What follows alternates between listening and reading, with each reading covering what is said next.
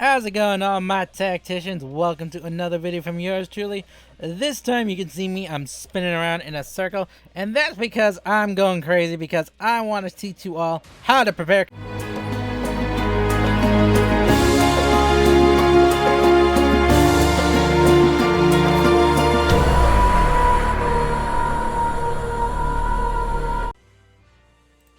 Now, you're probably wondering, how do I prepare a competitive team of Pokemon, Evie?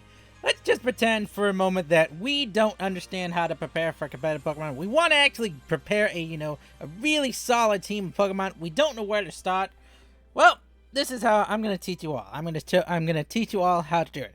So first of all, what do we need to actually prepare a competitive team of Pokemon here? Well, for starters, we're going to need to actually look at a team we want. Now, first of all, that part you're going to have to do on your own. You're going to have to figure out what kind of Pokemon you want on your team.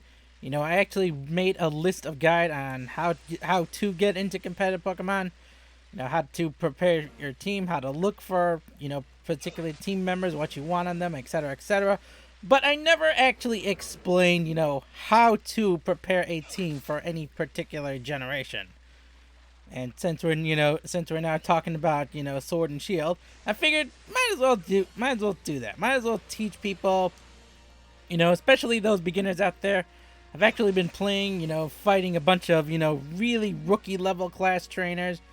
They got their heart in the right places, but their teams just aren't, competitively viable. And not viable as in the Pokemon themselves, viable as in they haven't been properly trained. For example, there was this one trainer I fought who I gave him a Galarian Ponyta to use in competitive. He leveled it right up to level 40, etc. Challenged me again, and he was not at all using any kind of competitive moveset. So, I'm going to teach you all how to do that. First of all, we're going to start off at Pokeball tier. Pokeball tier level, meaning let's actually start getting a select set of Pokemon. So, the first thing you want to do, one very good way to find competitive Pokemon is actually right here in the wild area. If you've beaten the game, if you've got your team of, you've gotten your good Pokemon, you've gotten etc., you've got your team, their experience, etc., but you're looking for competitive, viable Pokemon, you can join max raid battles, especially the 5-star ones. If you find any 5-star max raid battles, or if you're online, you're looking for max raid battles, that is a very good way where you can actually find competitive Pokemon. And if you want to beat these Pokemon, you want to add them to your roster, you can use any Pokemon that you find in the wild area, and just get them added to your team. They won't be 100% perfect, but they're a stepping stone. They're a very good stepping stone. So I'm actually gonna cut right ahead here, and I'm gonna actually catch this Gigantamax Snorlax. So I'll see you all in 3. Okay, we finally caught the Snorlax. You have no idea. You won't see it because I'll be editing it out. But it took me like frickin' 3 hours to get this thing. No, it did not take me 3 hours. It took me at most half an hour. Pro tip. If you're gonna do this solo, bring a level 100 Pokemon that is really capable. Please, save yourself the headache. The AAs are terrible, Game Freak. Why did you give us a stupid Wobbuffet? Why did you give us a useless Wobbuffet? Why did you give us a Solrock that constantly spams cosmic power and doesn't do anything else? Ugh. Regardless, we've got the Snorlax. It's Gigantamax Snorlax, so hey, if you want a Gigantamax Snorlax, there you go. Go find yourself a Gigantamax Snorlax. Now, like I said, it's not gonna have the best nature. Once the den is set, the nature is set. You can't change it under normal circumstances. Now, if we're gonna go in here, as you can see here, look at those IVs. That is what you're looking for. You'll want at least 4 to 5 IVs. 5 IVs minimum if you really want to make a competitive Pokemon, but 4 is the absolute minimum to, have a chance against, competitive players.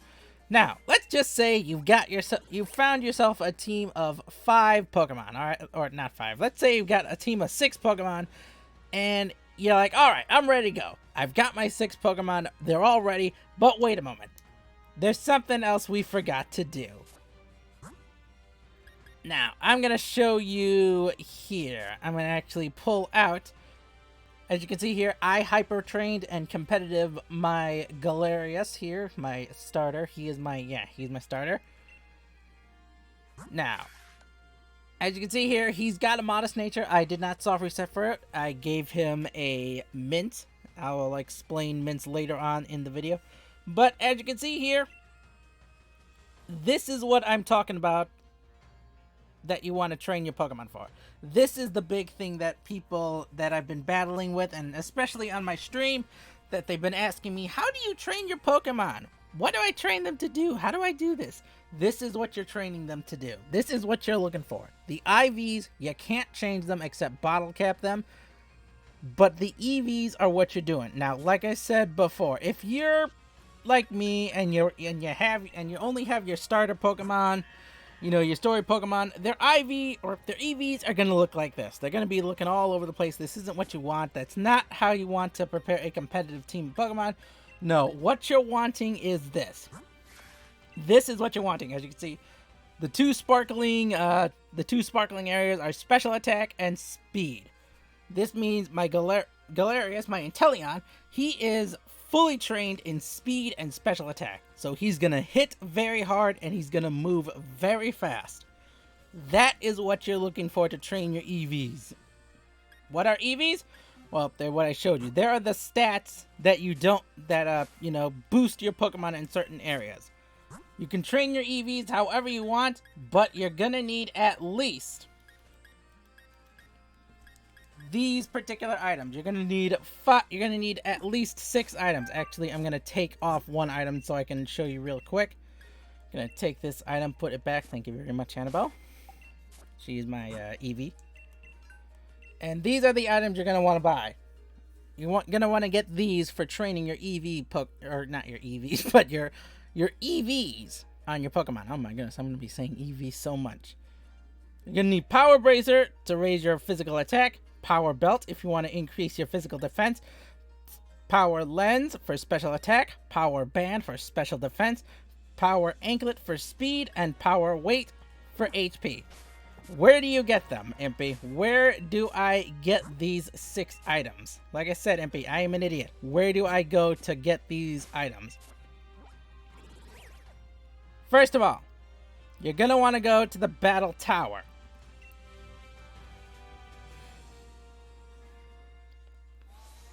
Now, in the past, you know, the Battle Tower, Battle Tree, Battle Mason, whatever you want to call, whatever it was, the Battle Tower in that area was absolutely horrible. It did not introduce you at all. It simply puts you up against these, these properly trained, IV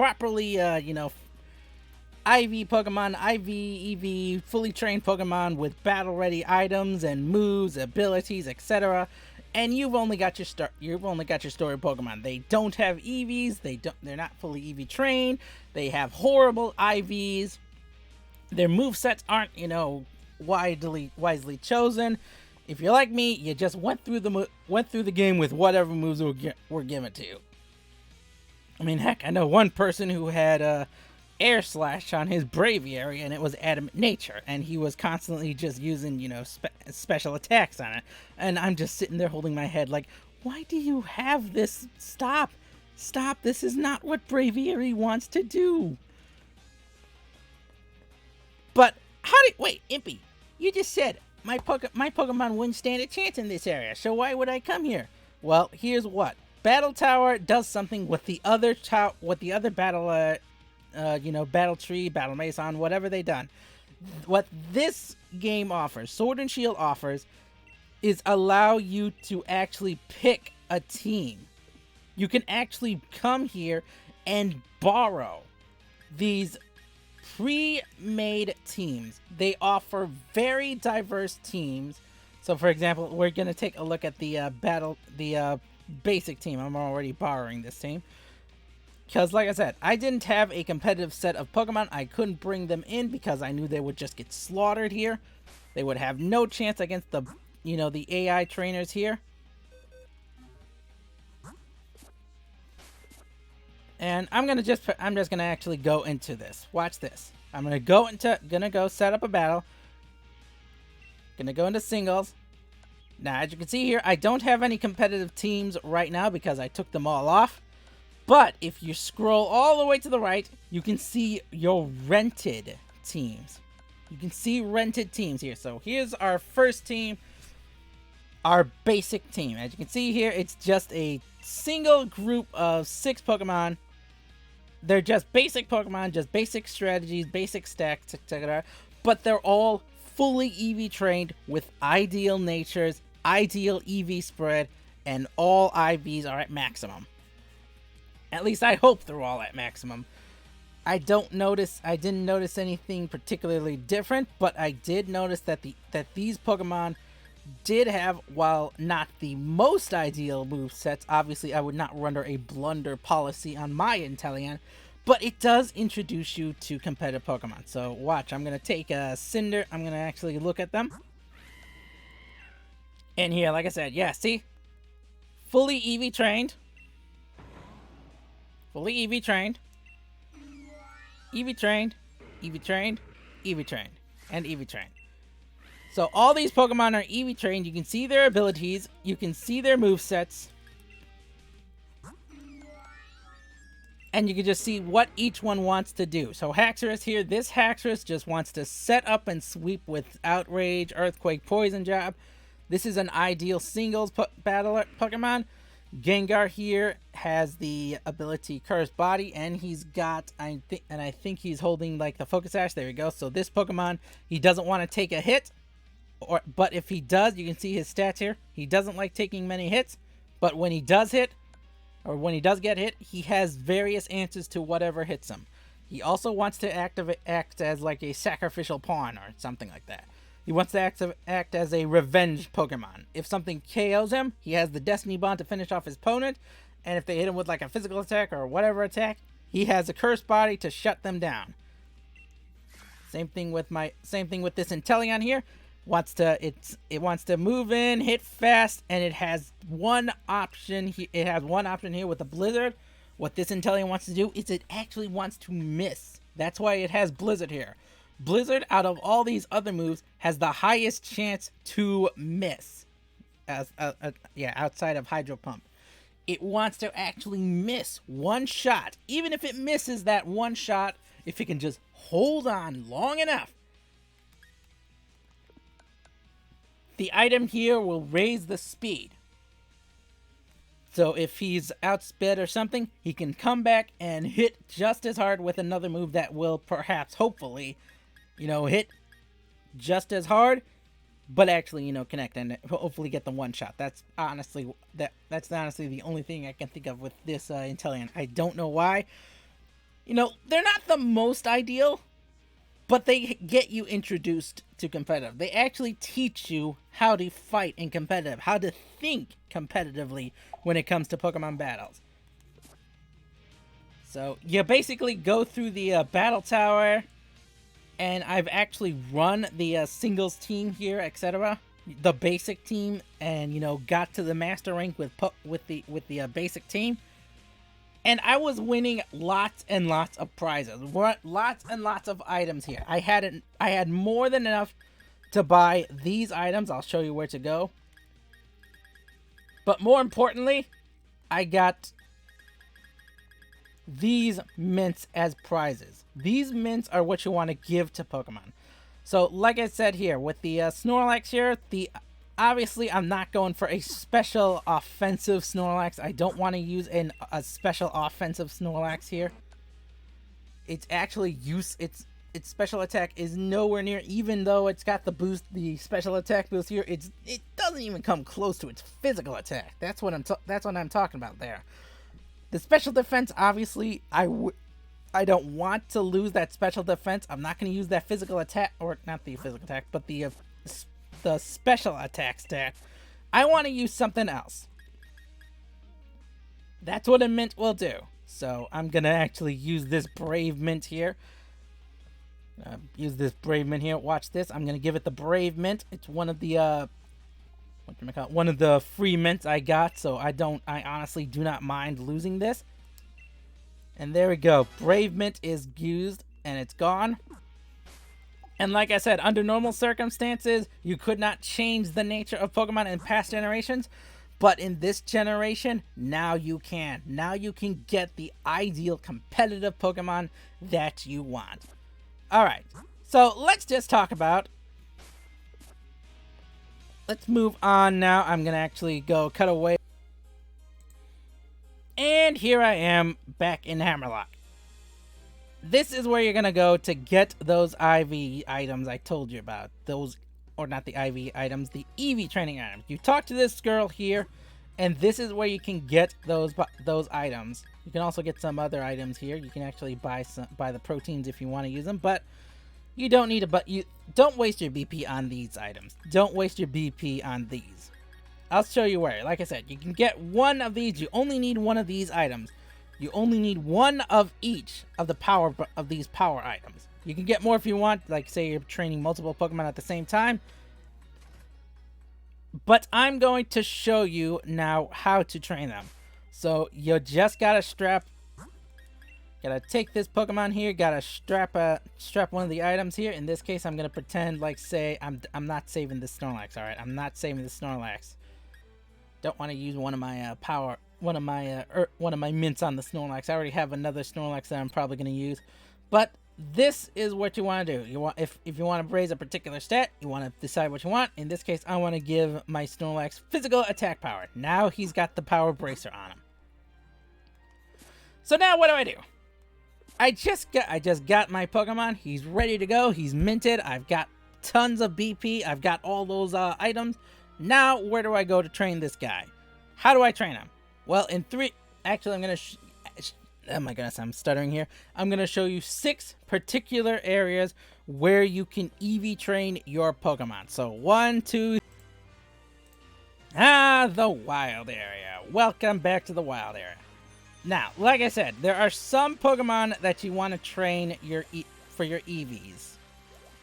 All of the Pokemon will yield Eevees to all the Pokemon in your party because of the EXP share, etc. But there are certain Pokemon you want to train your Pokemon on for certain EVs. Now, you can look this information up on Cerebi. I think Cerebi has a list of Pokemon you can go to, but I found that certain other Pokemon are more easily reliable to find. So if you want to train your Pokemon on attack EVs, you can find wild Panchams in the field. You can just find wild Panchams, and just beat these Panchams up all day. Now, I think I'm not 100% sure about the math, but every time you knock out one of these Pokemon, you get whatever the EV yield of that Pokemon is. Pancham offers 1 physical attack EV if you knock it out, but if your Pokemon is holding one of those bracer items, in this case, the power band item that increases physical attack, I will also get like about, I think maybe 7 or 8 additional attack EVs into my attack stat. So this is a quick way if you want to be old school. This is how we did it back. This is how we did it for generations. All right, this is how we did it for generations. For many years, this is how we did it. So now we're going to move on to another. Alright, and here we are. We are outside the Galar coal mine for the next Pokemon that we're looking for. And the next Pokemon we're going to be looking for if we want to raise defense EVs, I found the most ideal is to fight the Roly-Colies both inside and outside of the Galar mine. This is where you can go no matter where you go. This patch right below the entrance to the Galar mine will always have at least 3 Roly-Colies just wandering around. Doesn't matter how many you knock out, it will always have 3 of these little guys just running around. So if you want to raise your physical defense EVs, this is the place to go. Also, you can have a chance to find these the shiny encounter Pokemon. No, seriously, I was just looking up, I was just looking for roly-coly for competitive breeding purposes, and I found a shiny roly-coly. Wasn't looking for a roly-coly shiny. Just found around trying to find breeding parents. Anyways, let's move on to the next book. Okay, here we are back in the wild area, and this is the next Pokemon we're going to be looking for. This is the Pokemon you want to find if you're looking to train your special attack EVs. Now, you can usually find Gastlys also, again, in the wild area. You know, they usually like to hang out around the tower ruins. You know, just south of Motostoke, I believe that's how it's pronounced, and off to the left. Usually find them around the tower ruins, but this is where you can find them. And if you find Gastly, this is where you go. Beat up Gastly, get your special attack EVs. There you go. Bada bing, bada boom. Let's move on to the special defender. Alright, and here we are for our special defense EV or Pokemon that we want to beat up. Again, we're fighting them in the wild area. We're back in the wild. You can usually find Frillish. Frillish will give you the special defense EV. And you can usually find them floating around in the water. Or, in the grass where it's raining, I believe. But if you check around the water area when it's not sandstorm and when it's not hailing, especially during water or even on clear days, you can usually find Frillish, and this is where you go if you want to beat up Pokemon for special defense EV. You can also fight the Duskull, again, also around the Watchtower ruins, but I found Frillish to be a bit more lucrative when it comes to my special defense investment, because if you're trying to find the Duskulls, you're going to be fighting also the Gastlys and any other grass Pokemon. But water Pokemon don't usually spawn all that frequently, except for a few. And Frillish is one of them. You can usually, Frillish are pretty common, so this is where you can go for your special defense. And here we are back on Route 2, back to our humble beginnings. And this is the final Pokemon. We're looking for speed. This is where you go. You find yourself a fish. In particular, Arascuda not Arascuda, I don't know where I got the S from. Arascuda and Barrascuda. You find Arascuda and Barrascudas here right outside the professor's home. I didn't even know this area existed, but looked around, found it, and it turns out, literally, this is all that spawns out here. Okay, maybe you find like a Gyarados or two, but seriously, this is literally all you find out in the water here outside the professor's house. No wonder she lives here. There's all these fish that she can just fish up and eat. In any case, these guys spawn constantly. And I mean constantly. Every time you knock out one or two, another one or two pop up. Again, easy speed EV if you need speed Pokemon. So this is where you go. This is where you go. You go to outside the professor's house. You look for a fish. There you go. Bada bing, bada boom. One more Eevee. Alright, and here we are. The final Eevee we're looking for. Come here, squirrel. The last Eevee we're looking to invest in for HP, hit points, etc. Whatever you want to call it. We're looking for squirrels. That's right. You can find Squirrets. I believe that's how it's pronounced. You can find these little guys on Route 2, again, near the professor's house. And this is where you go if you want to beat up squirrels and get yourself some HP EVs. That pretty much covers it. That pretty much covers where you can train. Hopefully you all learned a thing or two. Now, you can't, max out every single EV. You only have a limited number of EVs. At most, you can train 2 particular stats to their maximum. However, some more advanced trainers choose to, invest their EVs and spread them out in very specific ways. For example, they may only give like 100 EVs, etc. into one stat just to protect it against one particular move, and invest everything else into other areas such as speed and then their physical or special attack, whatever. That is more advanced stuff that I do not cover here because that is all up to you. But this is literally to help you get started. This will literally help you get your competitive team rolling. I hope you learned a thing or two. This video is probably going to be like 20 minutes long. I do not know. I do not give a flying flamingo. But I hope you all learned a thing or two. How to EV train, how to, get competitive Pokemon. I will see you all next time as I beat up this squirrel. Bye-bye. Take that, you squirrel.